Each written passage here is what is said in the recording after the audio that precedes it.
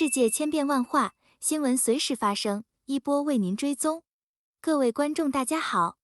今天是2022年4月27日星期三，欢迎走进一波热点。安大略省绿党提议对多套房屋的国内买家征税。安大略省绿党 Green Party 提议对拥有多处房产的国内购房者征税，作为减少住房需求的一项措施。绿党在其选举平台上承诺，将对购买第三套房屋的房主从20%开始征收，并将随着每增加一处房产而提高税收。它仅适用于已经拥有2套或更多房屋的国内或企业买家购买新房。绿党还提议对空置房屋征税。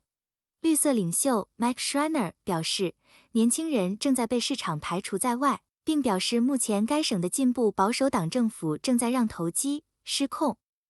该省执政的保守党最近将非居民购房者的现有税收从10%提高到20%，并将其扩大到整个省。联邦自由党政府还推出了一项为期2年的禁令，禁止外国买家购买加拿大住宅用房地产。加国人口普查显示，老年人护理危机将到来。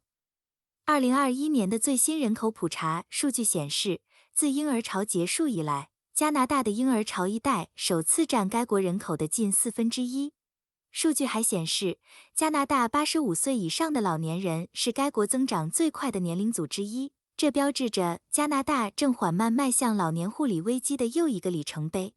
在2016年至2021年期间，85岁及以上的人口数量增长了12%，是加拿大人口总体增长率的2倍多，占5.2%。自2001年人口普查以来，85岁以上的人口增加了1倍多，预计到2046年将增加2倍。随着婴儿潮一代每年的生日蛋糕中加入每一支新蜡烛，预计衰老的步伐将加快。去年，年龄最大的婴儿潮一代年满76岁，很可能单独生活。到2050年，随着最后一批婴儿潮一代年满85岁，到那时85岁及以上的人口将达到270多万人。问题是，谁将照顾那一代人？他们将住在哪里？人口老龄化的一大影响是医疗保健系统以及对长期护理的需求。人口普查显示，该年龄段中超过1/4的老年人目前居住在集体住宅中，如老年人住宅、疗养院、长期护理住所或医院。生活在这些环境中的老年人比例只会随着年龄的增长而增加，因为超过1半的100岁老人在其中一个疗养院接受护理。等待长期护理床位的人在未来数年内都无法得到满足，这造成人们被困在医院，因为他们无处可去，唯一只有家人在家中亲自照顾。这将影响该国医疗资源的分配方式。这当然需要更多的税收预算来分配到照顾老年人的开支中。最重要的是，这将影响每个人，因为加拿大的老年人没有像前几代人那样生育那么多的孩子。这意味着更少的护理人员服务于越来越多的老人，因此，老年人也无法获得长期护理空间。现在，加拿大有1/5的人年龄在65岁及以上，要解决这个问题的成本很高。人们的寿命也更长，虽然这是个好消息，但这也意味着医疗保健将不得不改变以适应老年人口。加拿大已经错过了大规模新医疗保健投资的好时机，因为未来需要护理的人将没有能力为解决这一问题来缴纳税收。在未来几十年内，加拿大需要以创造性的方式照顾他们的长辈，例如需要创建更好的、更智能的保健系统。加拿大统计局表示，未来即使是大规模移民，也不足以减轻劳动力老龄化的冲击。世界首富马斯克已经成为全球最有权势的人，几乎没有人可以掌控全球未来如此广泛的行业，拥有巨大的影响力，在社交媒体、太空旅行、自动驾驶、电动交通和人工智能。现在，世界上最有价值的汽车公司 Tesla 和 SpaceX 的首席执行官正在接管 Twitter， 他认为这个平台对民主本身的未来至关重要。不管是爱他还是恨他，马斯克不仅是世界上最富有的人，他也可以说是世界上最有权势的人。Twitter 已经从早期的免费时代经历了很长一段过程。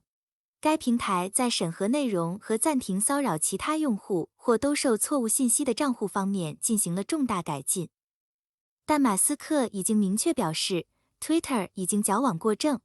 在将公司私有化的过程中，马斯克在降低前任设置的内容审核标准方面几乎没有遇到什么阻力。那些以前违反 Twitter 政策的账户可能会被恢复。可能曾经触发有关 COVID 疫苗错误信息而被警告的内容可能不再是问题。Twitter 的规模只是 Facebook 或 TikTok 的一小部分，但它的价值在于它集中了精英政治和媒体人物，他们把它作为他们的主要扩音器。在特朗普担任总统之前和整个总统任期的几年里， Twitter 一直是他与外界的主要沟通工具。直到在1月6日因国会山叛乱中所扮演的角色而被关闭。马斯克将很快负责这一决定，该决定最终可能会影响谁能成为下一任美国总统。马斯克已经取得了非凡的成就，由于低估了他的野心和能力，他的反对者已经因此被困扰着。他指挥着多个可能定义世界未来的企业。马斯克目前的净资产为2570亿美元，有能力和动力影响这一全球对话。购买 Twitter 只是他迈出的其中一步。特朗普说拜登你还行吗？几天前，美国总统拜登在发表演讲之后，再次做出了疑似握手的动作，尽管当时他的身边并没有其他人。之后，他再次向空气伸出双手，然后才微笑着转向观众，并向观众表示感谢。就在1周前，也发生了类似的事件。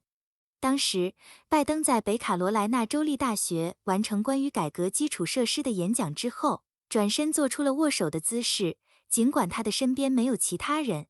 然后，拜登似乎明显感到困惑，并在演讲台上走了很多步才缓缓离开。就在本月初，拜登在前总统奥巴马卸任后首次访问白宫的活动中，也显得非常困惑。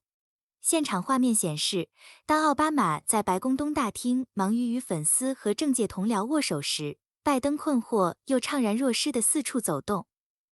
在今年1月19日纪念拜登入主白宫1周年的新闻发布会上，拜登意外地收到了一个关于他的精神状态和认知能力的调查。共有 48% 的受访者不同意拜登的精神状态适合担任总统职务。当被问及为什么有如此大比例的美国选民对他的精神状态存在这样的担忧时，拜登回答称：“我不清楚。”当拜登在发表声明或者发表演讲期间出现多次失误之后，这场争论变得更为戏剧化。一些美国人甚至将近期出现的情况称为迷失的总统。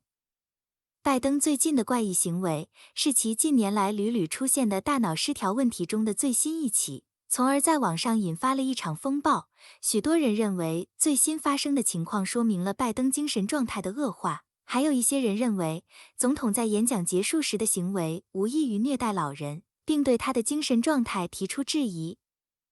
由 Politico 和美国晨间咨询公司 Morning Consult 进行的一项民意调查显示，共有 50% 的美国人认为拜登的精神状态不适合履行总统的职责和义务，而只有 40% 的受访者认为拜登身心健康。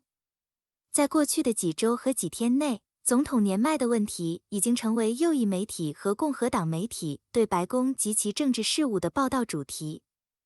另一方面，美国前总统特朗普也加入了嘲笑拜登的行列，声称拜登的政府正在摧毁这个国家。此外，他还重申了他对2020年总统选举造假的指控。拜登一再出现的失误，促使部分共和党人指出，有必要诉诸第25条宪法修正案，以将拜登免职，因为他已经不再适合履行总统职责。